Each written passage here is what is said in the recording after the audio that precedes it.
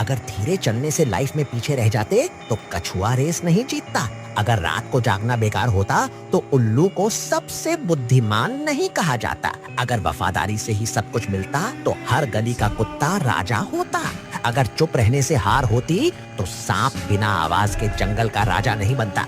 जिंदगी में सिर्फ सुनी सुनाई बातों पर मत चलो, दिमाग लगाओ, सही रास्ता खुद चुनो। इसने मुझे फॉलो किया है, उसका दिल से शुक्रिया। और जो करने की सोच रहा है, मुझे फॉलो करके अपना यार बना लो। जिंदगी में तुम्हें हमेशा सही राह दिखाऊंगा।